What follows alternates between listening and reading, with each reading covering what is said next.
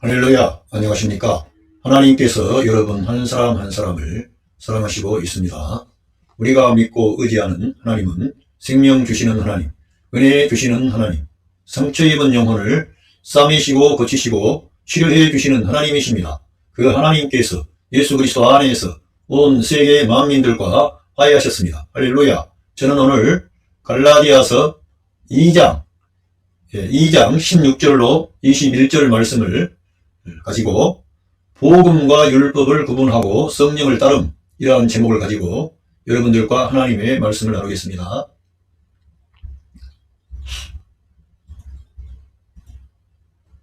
한번 읽어보겠습니다. 이 시대의 문제와 이 역사의 강의 흐름에 참여한 교회의 문제는 다시금 복음으로 돌아가야 문제 해결의 답이 있습니다. 우리가 사는 이 시대는 역동의 시대입니다. 역사가 변천하고 또 사람이 그 역사 가운데 있기 때문에 그 역사 속에서 변천하는 역사 속에서 우리가 하나님의 말씀을 따라 살아가야 하는 그런 과제가 주어졌습니다. 2000년대 초반, 그러니까 이 세계 역사가 급변한 그런 역사와는 조금 다른 그런 시대에 와 있지 않습니까? 유럽에서 근대화가 진행이 되고 산업화가 성공하면서 전 세계에서 대량 생산을 하는 자본주의 그런 시스템이 나왔습니다. 자본주의 시스템이 나오자 말자 거기에 따른 부작용이 많이 나와서 노동자들의 삶이 어려워지게 되므로 거기에서 그 러시아에서 볼셰비키 혁명이 일어났습니다. 그거는 말 그대로 프롤레타리아, 노동자들, 가난한 서민들, 이러한 혁명이 일어났죠. 그 전에 이미 자본주의의 폐단이 많이 있어서 자본가들이 그 노동자들의 노동력을 착취 해서 많은 부를 축적하는 문제가 발생했기 때문에 그러한 것들이 나타나게 된 겁니다. 이미 그 전에 프랑스 혁명에서 자유와 평등과 박애, 이러한 정신을 가지고 혁명이 일어났습니다. 그리고 그 전에는 영국에서 명예혁명이 일어나고 그 이후로도 많은 역사적인 미국의 남북전쟁이라든가 이러한 것들을 통해서 민주주의가 발전하고 자본주의 그런 시스템이 세계 역사에서 가장 안정적이고 좋은 것이다. 이렇게 해서 전 세계가 민주적인 그런 정치 제도와 자본주의에 입각한 경제 시스템을 가지고 살아가게 됐습니다. 이렇게 우리나라만 해도 일제 36년의 그런 압박을 넘어서서 또 우리나라가 일제로부터 독립을 했는데 남과 북의 극단적인 대립으로 인해서 남북 전쟁이 일어나게 됐습니다. 이래서 우리나라는 초토화가 됐지만 다시금 어떤 경제적인 그런 감각이 있는 그런 분들이 일어나서 우리나라가 경제 발전을 이루게 되고 오늘까지 오게 됐습니다. 여기에 교회가 이러한 역사의 흐름 안에 있다는 것입니다. 역사의 흐름 안에 있는데 오늘날 한국 교회는 이러한 역사의 흐름에 따라가지 못하고 있다는 거예요. 어떤 사람들은 여러 가지의 대안을 말하고 어떠한 문제의 해결의 그러한 것들을 방송을 통해서 말하기도 하고 토론하기도 합니다. 그런데 제가 볼 때에는 이 모든 것은 다시금 복음으로 돌아가야 된다는 것입니다. 하나님의 복음, 사도 바울을 통해 증거한 이 생명의 복음 안으로 들어가면 해결책이 있지만 복음으로 들어가지 아니하면 우리 한국교회만 해도 점점 고립화되고 이 세속화의 그러한 물결을 감당할 힘이 없습니다. 그래서 우리가 이러한 것을 한번 말씀을 통해 생각해 보기를 원합니다. 저는 이 칼 바르트라고 하는 신학자가 변증법적인 신학을 했다. 물론 그 후반기에는 그러한 것을 그렇게 말하지 않는 것 같지만 그의 신학 전체 안에는 변증법, 하나님과 사람, 예수 그리스도 이렇게 세 가지 어떤 하나님이 정이라고 하면 사람은 항상 반대 쪽에 있습니다. 하나님은 하늘에 계시고 사람은 땅에 있습니다. 하나님은 의로우시고 사람은 불의합니다. 하나님은 무한하시고 사람은 유한합니다. 하나님과 사람 사이에는 이렇게 대립적인 떨어져 있는 그러한 상태에 있습니다. 그런데 이 칼 바르트라고 하는 신학자가 중요한 것은 이런 하나님과 사람이 정과 반이라고 하는 이런 위치에 마주보고 섰다면 그 합을 이끌어내시는 분이 예수 그리스도라고 말씀하고 있는 것입니다. 우리는 하나의 고정된 틀 안에 있지 않고 제가 먼저 말씀을 드렸지만 역사의 흐름 안에 있기 때문에, 이 변천 과정이 있기 때문에 변화하는 이 사회, 정치, 경제, 교육, 문화 등등 모든 것이 과거와는 다르게 빠르게 이 역사가 바뀌어져 가고 있습니다. 과거에는 오프라인에서 모든 것이 결정나는 것처럼 보였지만 앞으로는 가면 갈수록 온라인상에서 모든 것이 결정이 될 정도로 이 온라인 시스템이 아주 중요하게 되었습니다. 그만큼 세상이 달라지고 있다는 것입니다. 이렇게 그러한 달라지는 그 변화하는 세상 안에 하나님과 사람이 마주하고 있다는 것입니다. 항상 그래서 우리들은 바르트가 말한 하나님과 사람, 그 해결은 예수 그리스도로 가야 됩니다. 이 역사는 흘러가기 때문에 하나님과 사람은 계속해서 엇박자가 나고 하나님은 변치 않지만 사람은 변하고 있습니다. 그러므로 이러한 모든 것에서 역사 속에서 그 합은 예수 그리스도라고 하는 이러한 것을 제시한 이 칼 바르트라는 사람은 대단히 위대한 신학자입니다.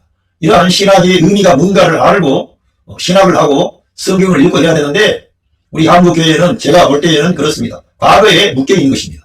과거에 어떤 율법적인 성향에 묶여있고 하나님의 복음이 뭘 말씀하는지 복음의 가치를 뒷전해 주기 때문에 복음의 그 중심에는 예수 그리스도가 계시는 것입니다.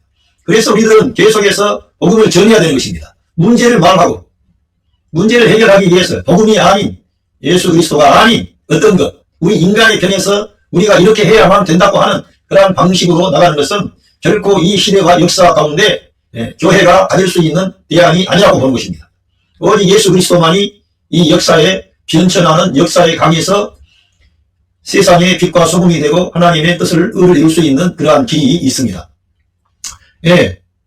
그리고 이 복음은 그 모든 해답은 예수 그리스도의 십자가와 부활에 있고 예수 그리스도의 십자가와 부활에 있고 그 십자가와 부활을 해석하는 복음에 있습니다. 이 예수 그리스도의 십자가와 그 부활 사건은 새 창조를 가져온 그러한 어마어마한 사건입니다. 이 창조를 끝내는 인간 안에 있는 인간이 하나님과 적대적인 반대편에 있는 그러한 문제가 뭐냐? 그것은 인간 안에 이 육신 안에 이 몸 안에 죄가 살고 있습니다. 이 죄가 살고 있을 뿐만 아니라 이 육신 안에 죄가 살고 있고 그 죄의 배후에 마귀가 역사하는 것입니다. 사람 배후에서 역사합니까? 사람 안에서 역사합니까? 이 세상 임금이라고 하는 마귀는 불순종하는 자들의 마음속에서 역사하는 영이라고 했습니다. 밖에 있는 게 아니라 사람이 죄를 범하고 하나님을 떠나서 하나님 말씀을 떠나서 내 길로 가면 사람 안에서 마귀가 역사하는 것입니다. 바로 이러한 우리의 육신 플래시와 사람 안에 거주하고 있는 죄와 그리고 그 배후에서 역사하는 마귀 그리고 죽음은 죽음인데 우리 예수님께서 저 죽은 자들을 장사하게 하고 너는 나를 따르라고 했습니다. 죽음이라고 하는 것은 물리적인 죽음이 있습니다만 이 물리적인 죽음을 주님께서 말씀하신 것이 아니라 영적인 죽음이 있는 것입니다. 우리가 물리적인 죽음을 사람이 가게 되면 이 땅에서의 삶이 끝남과 아울러 하나님의 심판 앞에 서야 되기 때문에 이 땅에 물리적인 죽음이 우리에게 주어지기 전에 하나님의 아들 예수 그리스도를 통해서 하나님과 화목해야 되고 하나님의 구원을 받아들이고 사랑을 받아들이고 은혜를 받아들여서 멸망의 길에서 구원의 길로 죽음의 길에서 생명의 길로 돌이키는 그러한 찬스가 주어졌습니다. 그런데 이러한 것도 예수 그리스도의 십자가 안에서 해결이 되는 것입니다. 뿐만 아니라 예수 그리스도의 십자가는 이 역사의 흐름 안에 있는 이 세상도 끝내는 것입니다. 다시 말하면 환경이라고 하는 이 세상이 우리 사람 앞에 있는데 이 환경이라고 하는 이 세상이라고 하는 이러한 것 때문에 사람이 계속해서 하나님께 도전하고 하나님의 말씀을 저버리고 자기의 길로 가는 거예요. 그런데 이것도 예수 그리스도의 십자가에서 끝내버린 겁니다. 그래서 예수 그리스도의 십자가와 부활 사건은 옛 창조를 끝내고 새 창조를 가져온 사건입니다. 그런데 거기에는 옛 창조를 끝낼 때 사람의 죄, 플래시, 육신 그리고 배후에서 역사하는 마귀도 예수 그리스도 안에서 완전히 무장해제가 당하고 끝나버리는 것입니다. 지금 마귀가 활동하고 있지만 예수 그리스도 안에서는 마귀가 끝났기 때문에 우리 믿는 성도가 예수 그리스도와 연합하고 함께하면 마귀가 역사할 수가 없습니다. 뿐만 아니고 거기에서 우리의 이 세상이 끝나게 되고 이러한 5가지 항목이 다 끝나게 되는 것입니다. 죄, 육신, 죽음, 마귀, 세상 이러한 것이 옛 창조가 끝나게 되고 새 창조 안에 있는 주님의 부활 안에서 새 생명이 흘러나오는 것이죠. 빛이 흘러나오고 생명이 나오고 구원이 나오고 사랑이 나오고 하나님이 나오고 예수 그리스도를 우리가 대표하는 사람이 되고 성령 하나님이 새 사람 안에 나타나고 역사하시는 것입니다. 단순히 우리 예수님 안에 계셨던 그 영이 예수님 안에만 계시고 머무는 게 아니라 바울 안에 계시고 그때 당시에 많은 믿는 성도 안에 계시고 오늘 또 우리 믿는 성도들 안에 성령 하나님이 임관을 하셔서 역사하시는 것입니다. 그것이 새 창조의 역사입니다. 그래서 예수 그리스도의 십자가는 이렇게 복음의 센터이며 중심인데 그 이 역사 속에서 이 복음을 예수 그리스도의 십자가와 부활을 해석하는 것이 복음이라는 거예요. 그걸 적용해야 된다 이거예요. 예? 사람은 이 세상 안에 있습니다. 하나님은 이 세상 시간과 공간이라고 하는 이 세상 안에 계시지 않고 이 세상 안에 계시고 있습니다만 이 세상 위에 계시는 거예요. 시간과 공간에 포함되신 분이 아니에요. 그런데 그분이 예수 그리스도를 통해서 시간과 공간 이 역사 안에 참여하신 겁니다. 그리고 우리들을 사랑하시고 우리들을 사람들을 긍휼히 여기시고 은혜를 베푸시는 거예요. 그래서 우리 하나님은 이 역사에 밖에 계시는 게 아니라 예수 그리스도를 통해서 이 역사 안에 참여하시고 지금도 우리 사람 안에서 임한을 하셔서 믿는 자를 은혜를 베푸시는 거예요. 소망을 주시는 거예요. 우리에게 영원한 생명을 주셨습니다. 할렐루야. 이러한 것들을 우리가 알고 오늘 복음이 뭔가를 알아야만 이 시대적인 문제를 다른 어떤 새로운 것에서 찾지 않고 복음에서 찾게 되고 그 복음이라고 하는 것은 예수 그리스도의 십자가와 부활을 통해서 이 모든 문제를 해결할 수 있다고 하는 것입니다. 우리나라의 문제도 사실은 거기 해결됩니다. 우리 분단의 문제도 해결되고 빈부격차의 문제도 해결되고 모든 남녀 간의 갈등도 해결이 되고 예수 그리스도의 십자가 안에서 모든 것이 해결이 되었는데 적용하지 않는 거예요. 옛날 사건으로 하는 거예요. 오늘의 사건인 것입니다. 예. 예수 그리스도를 자기의 성령과 머리로 취할 때 성령님이 성도 안에서 역사하시는 것입니다. 그러니까 오늘 믿는 하나님의 자녀들이 이 역사의 흐름 안에서 빛과 소금이 되고 이 어둠의 역사를 막아낼 수 있는 보루가 되는 것입니다. 그래서 우리는 천국만을 가기 위해서 하나님께 나가는 게 아니라 이 복음을 가지고 세상의 빛과 소금이 되고 고난받는 자들, 슬픈 자들, 억눌린 자들을 자유케 하고 그들에게 소망을 주고 우리 예수 그리스도를 소개하는 것입니다. 우리 인생의 문제의 해결은 예수 그리스도 외에는 해결책이 없습니다. 사실 여러분과 제가 해결책이 있는 것처럼 아무리 추구하고 노동하고 돈 벌고 힘쓰고 애써도 그게 예수 그리스도 안에 우리가 거하지 않고 그분 안에 있는 영원한 생명의 법을 우리가 받지 못한다면 그러한 것이 무엇이 유익하겠습니까? 아무 소용도 없는 것입니다.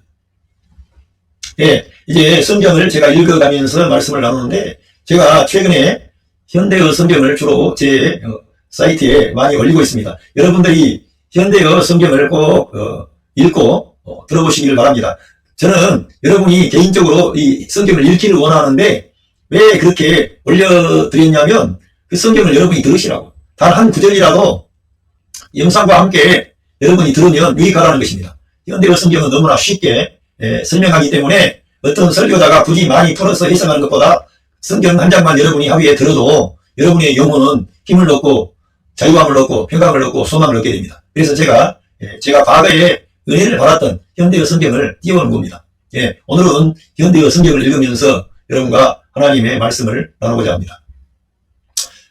예, 갈라디아서 2장 16절 그러나 우리가 유대인 그리스도인이요 유대교의 율법을 잘 지킨다고 해서 모두 다 하나님과 올바른 관계를 맺을 수 있겠습니까? 아닙니다. 그러니까 율법을 지킴으로써 하나님과 올바른 관계를 맺을 수 있겠습니까? 이렇게 기록되어 있는데 저도 과거에 이러한 말씀을 보고 우리의 행함을 말하는 게 아니다. 이거 율법을 말하는 거지. 그런데 성경을 이렇게 읽고 들어가면 결국 율법은 우리의 행함과 관계가 있습니다. 우리가 아무리 선하게 착하게 살고 하나님의 말씀을 다 지켰다고 해도 그것은 우리가 볼 때 다른 사람들과 비교했을 때 괜찮은 것이지 하나님의 눈앞에서는 그런 걸 가지고 하나님과 올바른 관계를 맺을 수가 없는 겁니다. 그걸 우리가 반드시 이해를 하고 오늘날의 문제가 뭐냐 많은 사람들이 자기들은 율법에 대해서는 해방이 되었다 그러면서 다시금 행함으로 들어가는 거예요. 행함으로 들어간다는 것 제가 다 알고 있고 저도 그런 걸 추구해봤기 때문에 정결한 삶이 따라와야 되고 열매 맺는 삶이 따라와야 됩니다. 그런데 그쪽으로 무게 중심을 두면 하나님의 능력이 성령님의 역사가 안 나타난다는 게 문제입니다. 우리가 율법으로 들어가고 행함으로 들어가면 성령님의 능력과 권능이 안 나오고 나도 모르게 내가 율법적인 사람이 되고 재판장이 되기 때문에 문제가 발생하기 때문에 우리들은 생명 노선에 있어야 되고 복음을 증거해 줘야 된다는 것입니다. 단순히 복음을 전하는 것뿐만 아니라 내가 말함과 아울러 복음적인 태도를 가지고 가정생활을 하고 모든 사회생활을 하고 직장생활을 하면 여러분 하루하루의 삶이 감사와 찬양이 나오게 됩니다. 하나님께서 여러분 안에서 역사하시기 때문에 빛이 가득하게 되고 소망이 넘치게 되고 주님을 기뻐하고 찬양하게 되는 거예요. 저와 여러분이 밥 한 끼를 먹어도 감사하게 되고 정말 감격할 수 있는 은혜가 임하는 것입니다. 복음이라고 하는 것은 완전히 은혜로 사는 삶이 되는 겁니다. 복음을 우리가 주장하는 것은 내 행함으로서가 아니라 우리의 죄를 없애주시는 예수 그리스도를 믿을 때만 하나님과 올바른 관계를 맺을 수 있는 것은 우리의 죄를 담당하시고 고난받으신 예수 그리스도를 믿을 때만 비로소 그렇게 될 수 있다는 것입니다. 너무 단순 명료하게 예수 그리스도를 믿어야만 된다는 중요한 사실을 계속 성경은 말씀하고 있는데도 불구하고 요 근래에 와가지고 한국교회 안에 문제가 뭐냐. 한국교회는 다시금 율법으로 돌아가는 거예요. 탁월한 선생들 나와가지고 한국교회 문제점을 지적하면서 이러이러한 문제 때문에 회개하라 돌이켜라 그러면서 뭘 촉구하는데 결국은 뭐냐. 너의 잘못된 행실을 조정하라 이런 식으로 돌아가는 거예요. 회개하라 회개하라.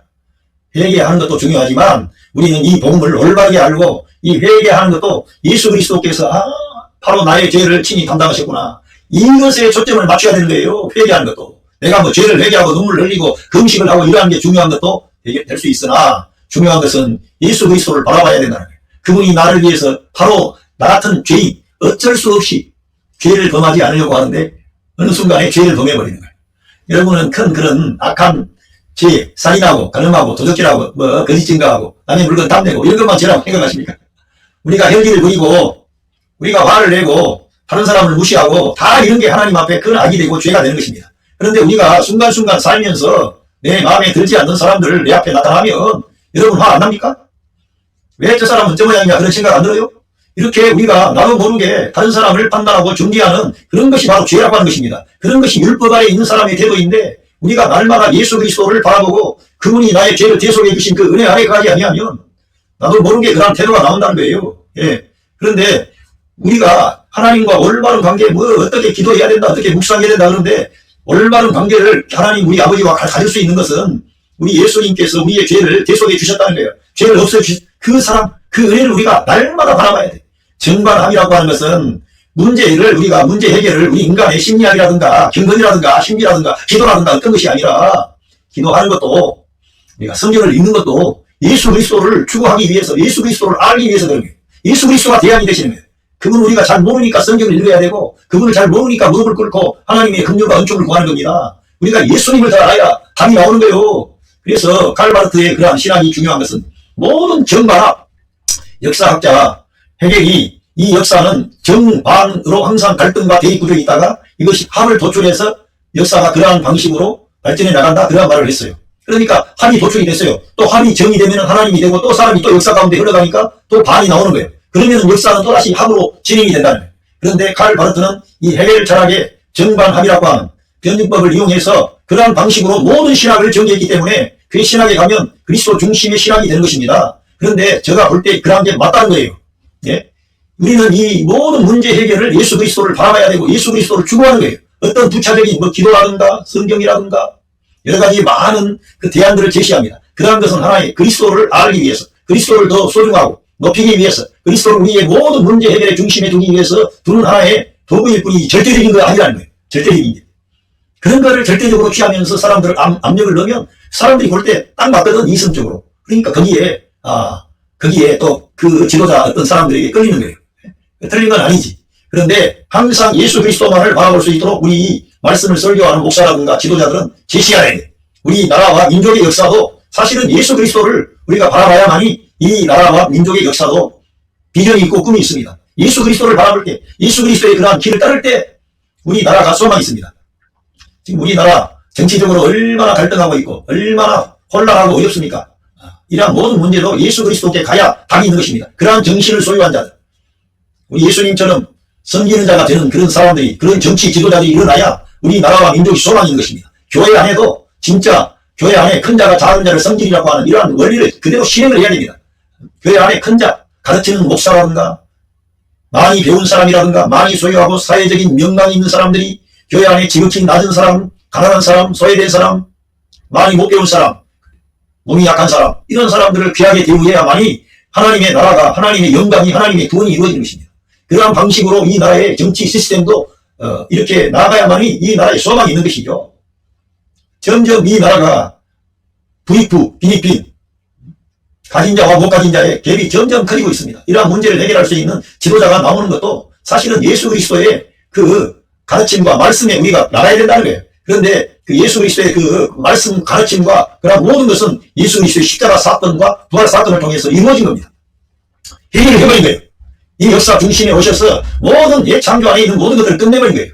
그러니까 우리가 예수 그리스도께 가면 해결이 되지만 예수 그리스도, 복음, 새 창조, 새 생명으로 행하는 것, 새 개명 이러한 것들을 우리가 뒷전에 두기 때문에 가정의 문제도 어려워지고 사회 문제도 어려워지고 우리 민족의 문제도 어려워지는 것입니다. 요즘에 율법적인 그러한 교회 지도자를 북한을 증오하고 빨갱이 없애야 되고 이런 식으로 나가니까 문제가 되는 거죠. 그들을 사랑하고 그들은 올바르지 않아요. 그리고 역사 속에서 그들 체제가 올바르지 않다는 게 결판이 났습니다. 그런데도 불구하고 거짓된 자들이 이 나라의 많은 백성들을 현혹시키는 거예요. 그래서 우리나라는 이상한 그런 나라처럼 돼 있어요. 그렇지 않는데 이 세상에 지금 공산주의 이런 체제는 다 붕괴가 됐습니다. 공산주의 체제 북한도 사실은 시장 경제로 지금 살아남은 것이지 그대로 공산주의로 그대로 유지했다면 북한 체제도 이미 무너졌습니다.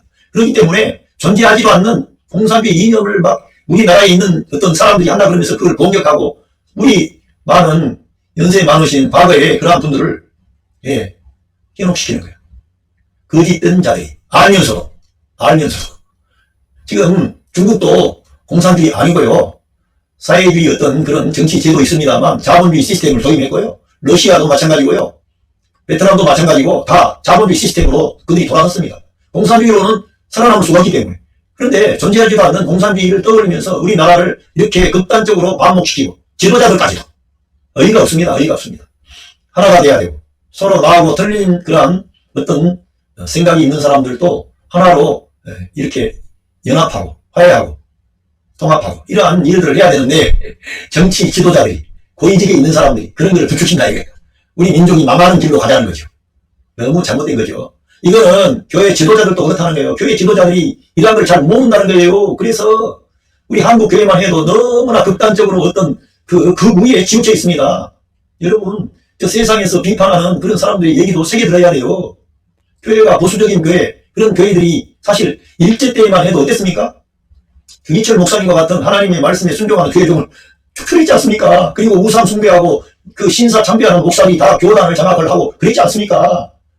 그런 거를 보아도 우리 교회가 하나님을 위한다고 말은 하지만 결정적인 시기에 인간 앞에 굴복해버리는 연약함이 있지 않습니까? 왜 칼 바르트라든가 본 헤퍼라든가 이러한 신학자들을 우리가 인정합니까? 히틀러의 그러한 좋지 않는 정치 방식과 그런 민중들을 그렇게 현혹시키는 거짓된 그런 것들을 반대하고 나섰습니다. 독일 교회에 대해서 메르데이스 선언인가 하는 선언을 하면서 칼 바르트가 그런 거부 반응을 일으킨 거예요. 그래서 칼 바르트는 다행히 스위스로 추방이 되어서 살아남은 것이고 그 안에서 함께 했던 그런 히틀러를 반대했던 그런 사람들은 많은 어려움을 겪었던 거죠. 거기에 한 사람이 바로 순교당하신 보네퍼 목사님이죠.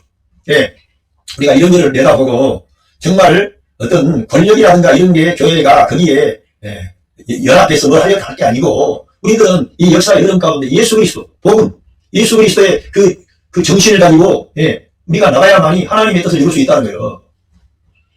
하나님께 인정받을 수 있다는 말입니다. 율법을 지켜서 구원받을 사람은 한 사람도 없습니다. 율법을 지켜서 구원받을 인간은 단 한 명도 없다는 거예요. 한 사람도 없어요. 정말 우리가 이러한 것들을 발견을 하고 하나님 앞에서 예수 그리스도를 믿어야만 된다는 것을 알아야 됩니다. 율법을 외치고 막 회개를 외치는 사람도 자기가 그런 말을 하면서 자기는 그렇게 안 넘어져요. 자기도 잘못하면 넘어져요. 왜? 인간은 약하기 때문에.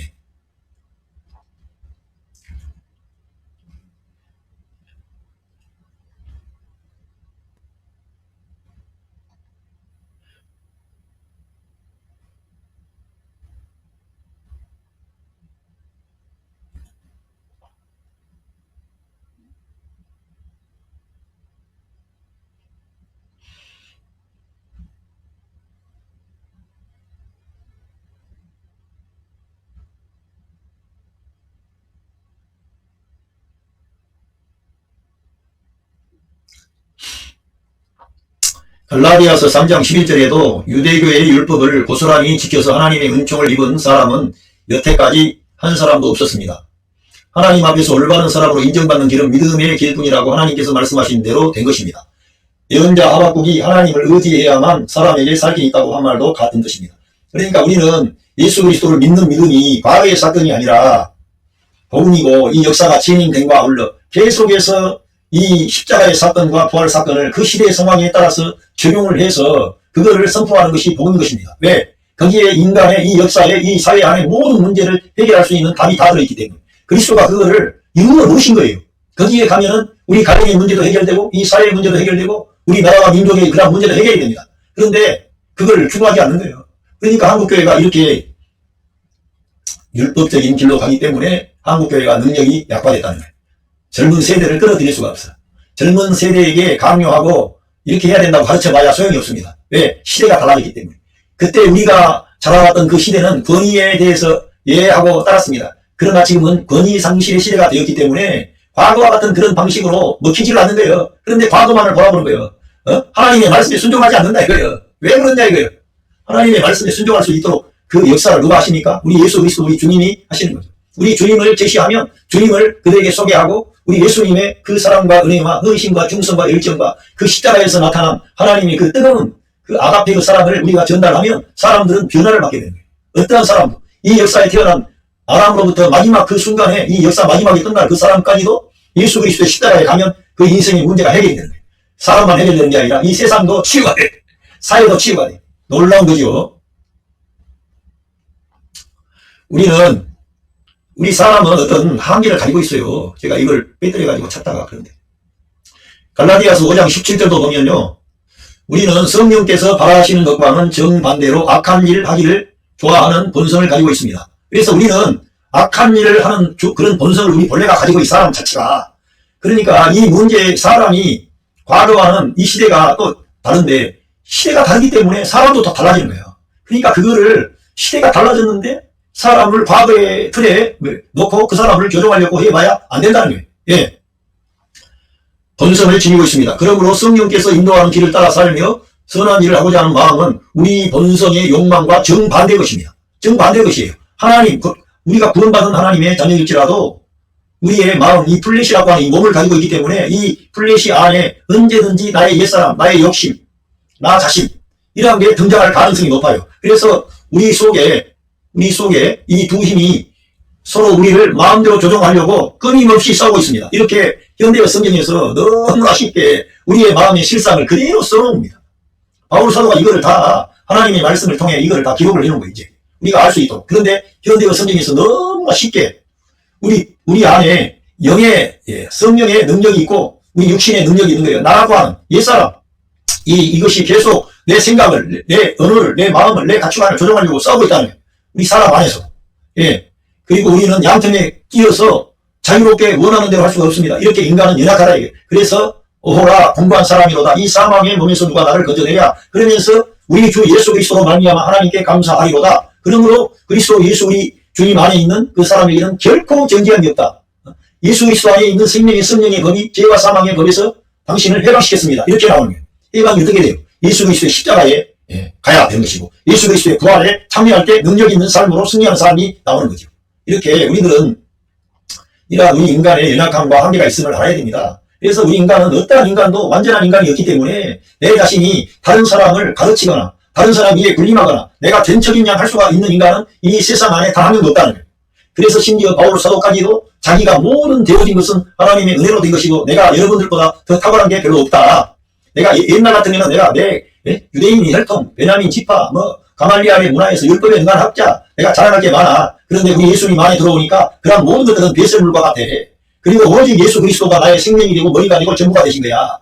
여러분들도 나와 같이 되기를 원합니다. 그러면서 바울 사도는 그 생명의 길을 따라간 거예요. 그런데 그러한 말씀은 단순히 바울 개인의 그러한 간증이 아니라 우리의 개인의 간증이 돼야 되고 우리 역사가 그러한 방식으로 나가야만이 하나님이 기뻐하는 이 나라가 되고 민족이 되고 교회가 되고 하나님의 뜻을 이룰 수 있게 된다는 것입니다.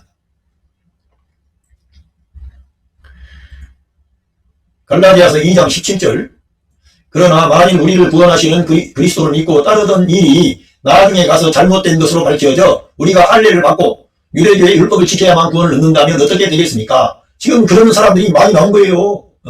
지금 무슨 말하는 사람들이 그게 뭡니까? 지금 예수님을 믿기만 하면 되는 게 아니라 이제는 네가 선한 일을 해야지. 하나님이 너를 구원해 주셨으면 네가 이제 그 구원에 합당한 열매가 나와야지. 이 사람아. 그 열매도 없고 사람도 따라오지 않는데 네가 구원 받았나? 그러면서 예수님을 믿어야 되는 그 삶을 가르치는 것은 좋은데 예수님을 믿는 사람, 예수님을 영접한 사람들에게까지 그 구원의 근본적인 확신을 심어주는 게 아니라 흔들어버리는 거예요. 뭘 통해서? 사람 행실을 통해서. 널 봐라 이거예요. 너 자신을 봐라. 그러면서 어떤 집회를 가면은 목사님들 앉혀놓고 완전히 구원이 아니라 초짜배기 아주 복음도 모르는 사람들처럼 그렇게 하면은 그러니까 그 사람들은 복음이 자기들은 복음이라고 그러는데 복음이 아니라 율법을 저하는 거예요. 사람을 자기들이 진단해가지고 가르치. 처음부터 성경은 너는 죄인이고 너는 희망이 없고 너는 소망이 없고 그래서 예수님 믿어야만 돼 이걸 가르쳐 줘야 되는데도 그걸 자기들은 그런 도를 넘는 것 같이 말을 해요. 안 되는 거죠. 오직 예수 그리스도의 이 생명의 복음만이 우리 사람들을 구원의 길로 인도하고 정반합이라니까 문제가 발생했어요. 예? 우리 사람이 예수님 믿으면 완전한 사람이 되었습니까? 하나님의 아들이 되었으면 하나님의 아들로 예수님처럼 단번에 승화가 돼가지고 그런 영광 중에 우리가 들어갔습니까? 우리는 아직도 땅에 있지 않습니까? 살아가야 할 일들이 많고 우리에게 부딪혀올 일들이 많아요.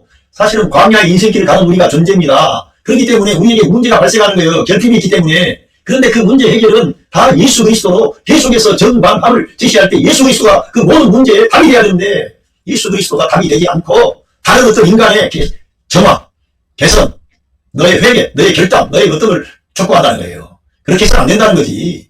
왜? 은혜가 뒷전에 가버리고 예수님이 뒷전에 가기 때문에 그래요. 예수님을 우리들은 계속 그 주님을 바라볼 때 우리가 새로워지고 점점 변화되고 우리가 성화되어 나가는 것입니다. 믿음이 성경에서 by faith from first to last라고 하는 로마서 1장에 나오는 처음부터 끝까지 믿음으로 된다는 것은 처음부터 끝까지 믿음으로 되는 거예요. 은혜로 되는 거예요. 십자가의 은혜로 되는 겁니다. 믿음으로 되는 것입니다. 그런데 그때 바울 사도 당시에 사람들도 예수님 믿고 시작을 했어요. 그런데 가면 갈수록 이제 율법을 지켜야 돼. 내 열매를 내보여야 돼. 그러면서 그쪽을 이렇게 한다는 거예요. 예, 지금도 똑같다는 거예요. 지금도. 그래서 우리들은 이 복음이 얼마나 중요한지 어떤 분들은 저는 그걸 들었습니다. 이 시대의 모든 문제는 교회에서 올바르게 가르치지 않고 은혜만을 말해서 예수님만 믿으면 된다고 그런 가짜 복음을 전해가지고 이렇게 교회가 힘이 없고 연약해서 무너져버린다는 거예요. 가짜 복음 전했다는 거예요. 은혜를 전했다는 거예요. 진짜 예수 그리스도의 은혜, 예수 그리스도의 이 생명의 말씀 이것이 전달이 안 되니까 교회가 위축이 되고 약해진 것이죠. 복음이 부족했던 것이지 어떻게 우리 인간의 어떤 우리가 반응을 했던 걸 가지고 대안을 삼으려고 해요. 우리 인간의 반응을 가지고 대안을 삼으려고 하는 자들은 다 율법주의로 가고 경건주의로 가고 신비주의로 가고 자기 의를 나타내고 어느 순간에 그 사람이 슈퍼스타가 돼 있어요. 어느 순간에. 슈퍼스타는 아무도 없고요. 예수 그리스도만이 이 인류의 역사의 유일한 슈퍼스타예요. 그것만이 우리의 생명이 되시고 길이 되고 진리가 되는 겁니다. 그걸 우리가 알아야지. 어느 순간에 자기가 슈퍼스타가 돼 있어. 가소로운입니다. 가소로운. 말도 안 되는 겁니다. 사도 바울과 같이 위대한 주님의 종도 슈퍼스타가 되기를 거절하고 사람을 내려가야 돼. 사람을 자랑하지 말아야 돼. 사람을 자랑하면 시험에 드니까. 마귀에게 걸려드니까. 예수님만 자랑해야 돼. 할렐루야. 복음이 예수님만 자랑하는 거예요. 예수님의 그 사랑, 그 은혜, 예수 그리스도의 십자가. 여러분 한국교회 대안도 우리 민족의 역사의 대안도 우리 동일의 문제도 예수 그리스도의 십자가에서 이루어져야 되는 것입니다.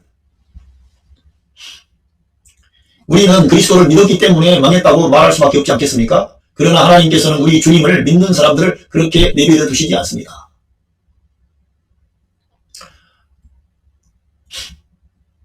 만일 내가 전에 파괴해버린 그 낡은 제도를 다시 세운다면 우리는 언제까지나 죄인으로 남아있을 것입니다. 우리 주님이 새 언약을 가져오시고 새 창조를 가져오고 새 생명을 주셔서 우리 믿는 성도 안에 성령 하나님이 오셨는데 우리가 그 주님을 믿는 믿음을 그 십자가의 은혜를 부활의 능력을 앞장세우지 않는다는 거예요. 존재 방식으로 하나님이 해주신 그 일로 우리가 들어가지 않고 우리의 자신에 대해서 초점을 맞추고 돌아가면 결국은 우리는 죄 용서함이 없는 거죠. 바울 사도 때 처음에는 다 모든 초대교회 성도들이 은혜로 시작했어요. 그런데 어느 순간에 사람들이 이제 보니까 그것으로서는 부족해. 이제는 우리의 율법이라든가 전통이라든가 이런 것을 다시 가지고 오는 거예요. 그게 거짓된 선생들이죠. 하나님의 아들 예수 그리스도의 생명의 복음과 율법을 혼합을 하는 겁니다.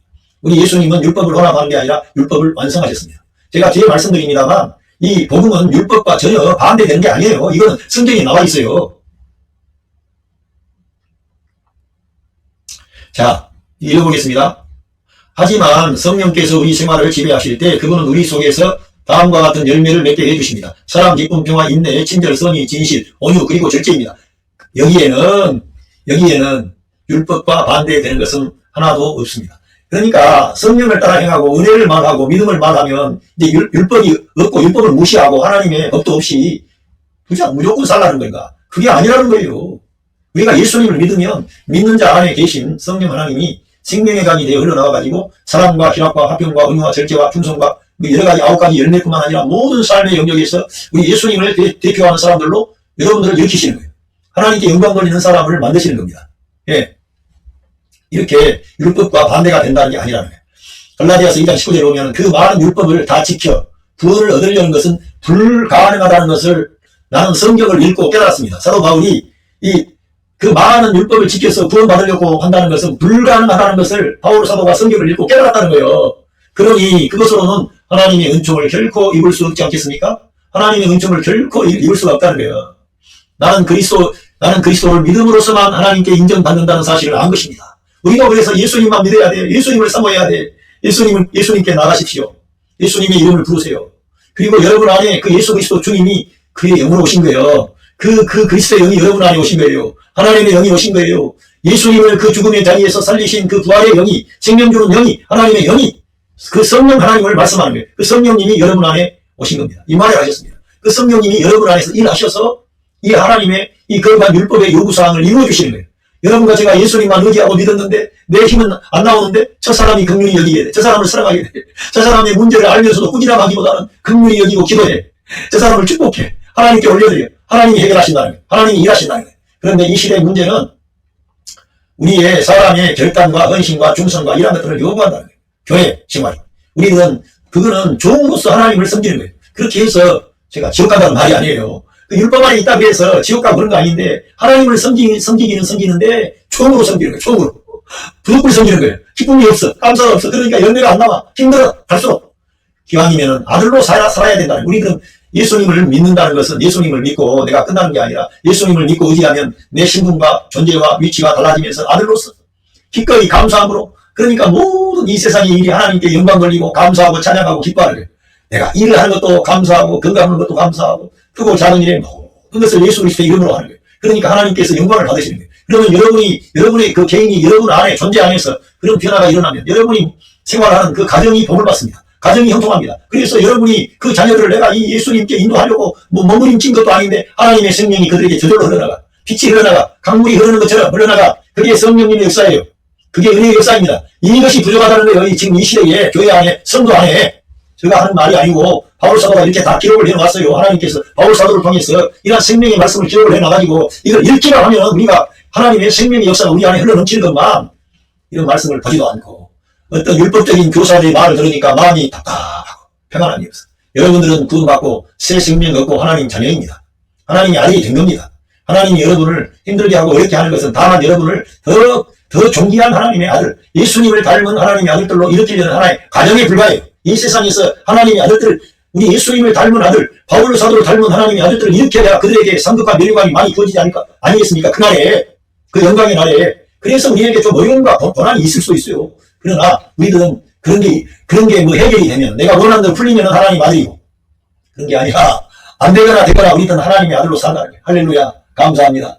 나 같은 죄인 살려주셔서 나에게 새 생명을 주시고 우리 예수님 내가 믿기만 했는데 나를 저 영원한 멸망에서 구출해 주신 것만도 감사한데 하나님의 아들을 삼더니 하나님의 아들의 능력과 권능을 주시고 성령님을 보내주신 거예요. 그래서 성경에서는 그 아들의 영을 보내주셨기 때문에 우리가 아버지라고 부르짖는다는 거예요. 우리가 그냥 하나님을 아버지라고 부른 게 아니에요. 그 하나님의 아들의 영이 온 거예요. 진짜 우리가 거듭났다니까.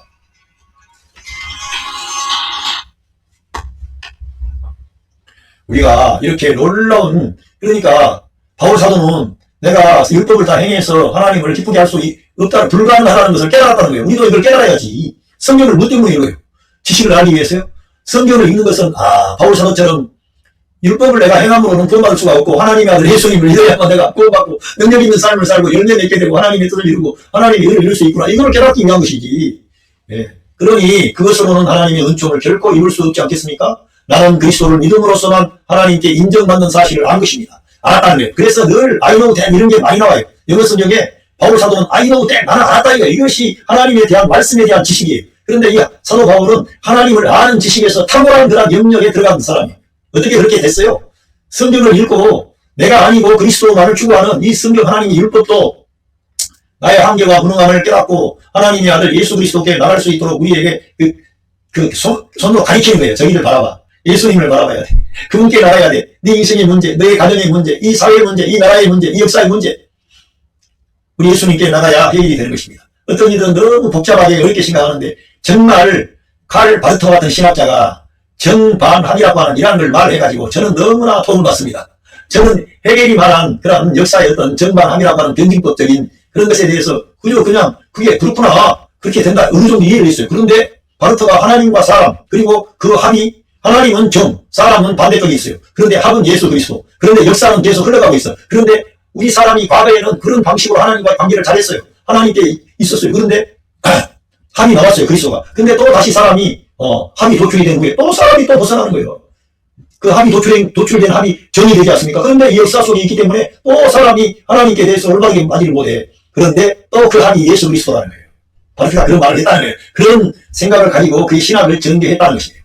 그래서 바르트의 신학은 그리스도 중심의 신학이라고 하는 모든 그런 중심에 그리스도가 계시기 때문에 그런 방식으로 우리가 이 성경을 이해하고 예수님을 모든 문제 해결의 대안으로 제시해야 된다는 거예요. 실제로 그분이 대안이 되실 뿐만 아니라 실제로 거기에서 다 해결이 났기 때문에 새 창조 안에 가면은 이 사회의 문제, 남녀 간의 문제, 빈부격차의 문제, 남북 간의 문제 다 해결됩니다. 그게 안 들어가니까 그걸 강단에서도 그걸 확장해서 목사님들이 가르치기만 하면 그 목사님은 솔직한 말로 놀라운 능력과 권능의 사람이 될 겁니다. 그런데 이 시대에 맞지도 않는 율법적인 그리고 맨날 교회 강단에서 그 북한에 대해서 그냥 악담을 하고 그런 식으로 말해가지고 하나님의 뜻이 이루어지겠어요. 성도들이 그런 말을 듣고 가면은 성도들의 마음에는 어떤 그런 담이 닥쳐지는 거예요. 그렇지 않아도 우리 믿는 성도들은 담을 넘어서가지고 어떤 담을 우리가 무너뜨리고 나하고 틀린 사람과도 함께하고 그들과도 같이 가서 빛을 흘려보내고 생명을 흘려보내고 사랑을 흘려보내고 그래야 되는데 담이 쳐져버리는 거예요. 아닙니다. 복음은 담을 무너뜨리고 예수 그리스도께서 그 담을 무너뜨리신 거예요. 자기 몸 안에서 모든 하나님과 사람 사이에 적대적인 것, 사람과 사람 사이에 적대적인 것을 예수 그리스도는 자기의 십자가를 통해서 다 해결해버린 거예요. 너무나 영광스러운 우리 주님. 그 주님을 우리는 모시고 그 주님을 앞장 세우고 나가야 되는 것입니다. 그러면 여러분은 자유함이 있고 평강이 있고 소망이 있고 감사가 있고 이 세상을 보는 눈도 달라지게 돼요.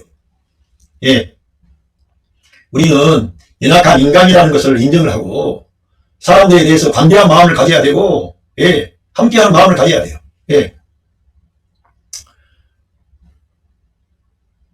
그래서 이 유명한 말씀 갈라디아서 2장 10절 나는 그리스도와 함께 십자가에 못 박혔습니다. 그러나 이제는 내가 사는 것이 아니라 그리스도께서 내 안에 살고 계시는 것입니다.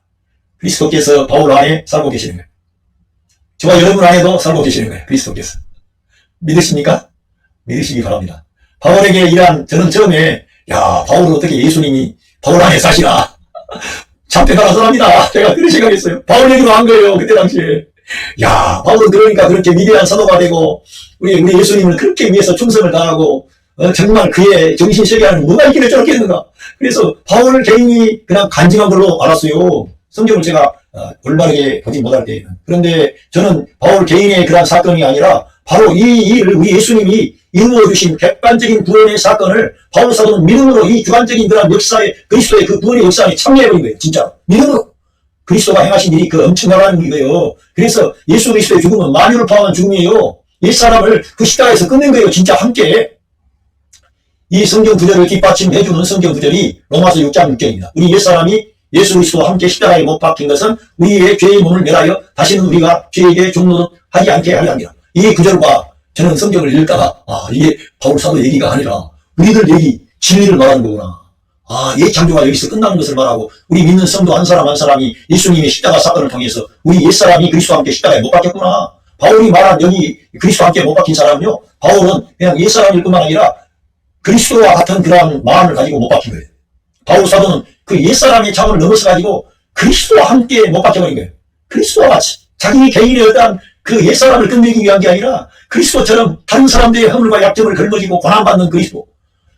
고난받는 그리스도의 그 자리에 바울은 들어가 버린 거라니까. 이 갈라디아서 2장 20절이 그렇게 저에게 처음에는 몰랐는데 그게 전달이 됐다니까. 알고 보니까 고난받는 그리스도와 함께 바울은 함께 못 박혔구나. 자기 옛사람이 못 박힌 것일 뿐만 아니라 그리스도와 함께 고난받는 그 자리에 새 사람인 바울이 함께 못 박혀버린 거예요. 왜? 새 창조, 새 생명, 부활 생명을 산출하기 위해서. 하나님의 아들 예수 그리스도의 생명이 바울을 통해서 흘러나가게 하기 위해서 이러한 십자가에 못 박혔다는 거예요. 그러면서 그러나 이제는 내가 사는 것이 아니라 그리스도께서 내 안에 살고 계시는 것입니다. 그리스도께서 자기 안에 살고 계신다는 거예요. 나를 사랑하여 나를 위해 그 몸을 내어주신 하나님의 아들을 믿는 믿음 덕분에 지금 내가 참 생명을 얻었습니다. 그러니까 바울 사도는 내가 사는 것은 나를 사랑하사 나를 위하여 자기의 생명을 내어주신 하나님의 아들 예수 그리스도를 믿는 믿음 안에서 사는 거예요. 그런 참 생명, 새 생명을 살게 된 것입니다. 그래서 그렇게 주님을 기쁘시게 하는 귀한 종이 되었습니다. 우리가 볼 때에는 바울은 집이 있어요? 집도 없습니다. 어디 가나 주님만 바라보고 주님만 의지하고 그 선교하면서도 자기가 천막을 지어가면서 선교 활동하고 얼마나 정말 마무리 찌꺼기처럼 되었다 그랬습니다. 너희들은 종기하지만 우리들은 비천하구나. 우리들은 도살을 양처럼 우리들은 취급을 당하는구나. 왜 그렇게 했습니까? 우리 주님의 생명을 흘러가게 하기 위해서, 우리 온 세상 만민에게 이 예수 그리스도의 부요함을 주기 위해서. 만약에 여러분들 가운데 혹시라도 여러분 개인의 잘못이 아니라 다른 가족이라든가 다른 이웃이라든가 다른 형제라든가 부모라든가 어떤 사람의 그러한 어려움을 걸머지고 고난받는 그런 분이 계신다면 이 바울 사도가 갔던 이러한 그것에 참여한 걸로 여기시기를 바랍니다. 그리스도와 함께 십자가에 못 박힌 거예요. 나의 어떠한 것을 위해서가 아니라 저 사람들의 부유함을 위해서, 저 사람들의 그랬던 것을 위해서 고난받는 거예요. 바울은 그래서 예수님의 죽음을 몸에 두고 다녔다는 거예요. 바울은 그렇게 십자가에 못 박혔던 거지. 예, 너무나 놀라운 그러한 바울 사도의 이러한 말씀은 바울 사도 개인의 간증이 아니라 성경에 계시는 객관적인 영원한 진리입니다. 생명의 말씀입니다. 우리가 이 믿음으로 적용하면 바울 사도가 받았던 우리도 은혜를 다 받았는데 이런 말씀을 인정하면 우리도 바울이 받은 그 은혜를 받아가지고 우리도 하나님께 귀하게 쓰임받는 사람이 돼요. 저 같은 사람도 이걸 알고는 있지만 이 예수 그리스도의 십자가에 못 박혔다는 그것을 말도 하고 설교도 하고 그렇습니다. 그런데 실제로 우리 예수님처럼 아버지의 나라와 의를 위해서 아버지의 뜻을 이루기 위해서 고난받는 길로 십자가의 길로 가신 거예요. 바울은 그 길로 간 거예요. 저와 여러분도 그런 어려움 만나면 그렇게 적용을 하시길 바랍니다. 저도 그렇게 해야 되고 우리 몸은 그렇게 해야 되는 거예요. 이걸 주관적인 체험이 아니고 객관적인 진리라는 거예요. 예, 객관적인 진리. 우리가 믿음으로 들어갈 수 있는 겁니다. 이러한 진리에 대해서만. 그럼 주관적인 체험이 따라오는 거예요. 바울처럼 승리하는, 열매 맺는, 하나님께 영광 걸리는, 예수님만을 대표하는 그런 사람으로 여러분이 나타나게 되는 거예요. 왜? 누가 해주세요? 여러분 안에 생명 주는 영으로 와 계신 성령 하나님이 여러분에게 부드러운 마음을 주시고 다정한 마음을 주시고 다른 연약한 사람들을 축복하고 사랑하고 일으킬 수 있는 그런 빛을 주시는 거예요. 생명을 주시는 거예요. 할렐루야. 그렇게 되는 겁니다. 그래서 사도 바울은 나는 그리스도의 죽음을 헛되이 하지 않습니다. 만일 우리가 유대교의 율법을 지켜서 다 구원 얻는다면 그리스도의 죽음은 헛되이 되었을 것입니다. 그러니까 다른 것을 끼워 맞추기 하면 하나님의 아들 예수 그리스도의 은혜를 set aside 하는, 옆에 두는, 제껴버리는 그런 엄청나고 두려운 그런 오류를 가지게 되는 거예요. 그래서 사도 바울은 갈라디아서 여기에서 내가 전한 복음 외에 다른 복음을 전하면 영원한 형벌, 이터널 컨덴, 저주가 있다. 자기들도 그렇고 하늘에서 온 천사일지라도 저주가 있다. 이렇게 단호한 말씀을 한 겁니다. 그래서 우리들은 이 시대의 문제가 이런 문제 저런 문제 많은 문제 목회하는 어떤 나름대로 학자들이고 지도자들이고 우리 한국 교회 안에서 알아주고 있는 분들이 나와서 말들 하는 거 보면 이런 중요한 예수 그리스도의 생명의 복음, 십자가의 복음, 부활의 복음이 해결이 아니라 뭐가 다른 대안이 있는 것처럼 말을 하는데 성경에 우리가 돌아가야 되고 이 성경에 돌아가는 것도 이 성경이 가르치는 것도 예수 그리스도의 십자가, 부활을 가르치는 것이 사실은요. 저는 최근에 제 인생에 어려운 문제들이 많이 산적해 있기 때문에 그런 고민을 하고 어려운 문제, 제가 도무지 해결할 수 없는 문제 앞에 섰을 때 그것이 나의 홍해바다, 나의 여리고성, 나의 저 아말렉과의 군대 전쟁, 요단을 건너야 되고 내 인생에 이러한 문제가 있는데 이 문제 해결이 어디가 있을까? 능력으로 대적하고 마귀를 밟고 예수님의 이름으로 선포하고 이런 거 다 있습니다만 곰곰이 제가 생각을 하니까 예수님의 십자가에서 그 홍해가 갈라지고 할렐루야. 예수님의 십자가에서 홍해바다가 갈라지고 여리고성이 무너지고 하늘에서 만나가 내리고 예수님의 십자가를 통해서 그게 주어지는 거예요. 제가 알고 보니 아말렉 군대가 이스라엘 앞에 패배하는 것도 예수 그리스도의 십자가에서 패배하는 거예요. 어떻게 해요? 거기에서 이 세상이 끝나버리고 마귀가 끝나버리고 우리 사람의 플래시 육신이 끝나버리고 죽음이 그 육신 안에 있는 죽음이 끝나버리고 죄가 끝나버립니다. 죄가 있기 때문에 이 5가지가 이미 다 끝났다는 거예요. 그러니까 우리 인생에 있는 그러한 모든 어려운 난제는 예수님의 십자가에서 다 끝난 거예요. 거기로 가면 우리가 해결책이 있는 거예요. 거기로 가면. 거기에 가면 자유함이 있고 평강이 있고 소망이 있고 위로가 있고 하나님의 축복이 있습니다. 실제적으로 거기에 가면 거기로 끝나는 게 아니라 예수 그리스도의 부활 생명이 있는 거예요. 예수 그리스도의 십자가는 부활로 들어가는 길이기 때문에 우리가 거기로 가는 거예요. 왜? 거기에서 다 해결했기 때문에. 우리 주님이 죽음 안으로 들어가시지 않았다면 사망의 권세 잡은 자 마귀를 그 사망에서 깨뜨려야 되는데 어떻게 깨뜨립니까? 그래서 우리 주님이 사망 안으로 들어가신 거예요. 그래서 사망의 권세 잡은 자를 사망의 권세를 깨뜨려버린 거예요. 뭘로? 부활하신 분. 영원한 생명, 불멸의 생명, 하나님의 생명, 신성한 생명, 부활 생명으로 새 창조를 가져온 이 생명으로 그걸 끝내버렸기 때문에 우리가 그 주님의 십자가에 연합하면 부활에 반드시 참여한다는 거예요. 승리하게 된다는 것입니다. 저는 그걸 생각하게 된 겁니다. 여러분에게도 그렇고 우리 한국 교회 안에도 그렇고 우리 역사 안에도 예수 그리스도의 십자가와 부활만이 모든 문제 해결의 대안이라는 겁니다. 그래서 우리들은 이 십자가의 복음, 부활의 복음을 전해야 되고 이 십자가의 복음, 부활의 복음이 어디에 주로 나타나 있습니까? 바울 서신에 중점적으로 나타나 있습니다. 거기에 가면 계속적으로 이걸 말씀하고 있습니다. 여러분 특별히 성경이 어렵게 느껴지시거나 잘 답변이 안 왔다는 분들은 로마서를 현대어 성경을 한번 읽어보세요. 쉽게 다 이해가 되고 너무나 명료하게 되어 있습니다. 갈라디아서도 그렇습니다. 이러한 중요한 율법과 복음에 대한 문제를 아시기를 원하면 이 현대어 성경, 로마서, 갈라디아서 이 두 권을 한 번만 여러분 시간 나면 읽어보시면 그런 문제가 쉽게 해결이 됩니다. 너무 놀랍습니다. 우리 예수님만이 길이요 진리요 생명이 됐습니다. 여러분을 그 주님은 사랑하시고 있습니다. 여러분 안에 임마를 하셨습니다. 여러분 안에 성전 삼아 지금 와 계시는 거예요.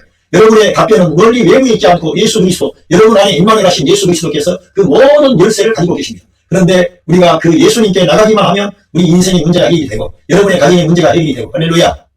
그분은 지금 하나님 보좌 우편에 계시고 승리하시고 하늘과 땅의 모든 권세가 우리 예수님께 있습니다. 우리 예수님을 바라보십시오. 예수님을 기대하십시오. 예수님께서 여러분을 사랑하시고 지키십니다. 뿐만 아니고 그 예수님께서 여러분이 말할 수 없는 그 어려운 문제, 고난, 슬픔, 눈물, 답답함, 그런 것을 알고 계시고 여러분을 위해서 지금 중보하고 계세요.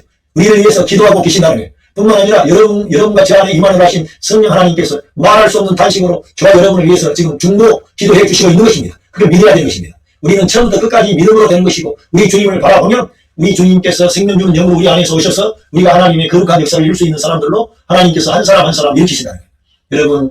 여러분의 가정에 삶의 현장에 예수 그리스도의 그 크신 사랑과 은혜와 축복하심이 함께 하시고 있습니다. 감사합니다.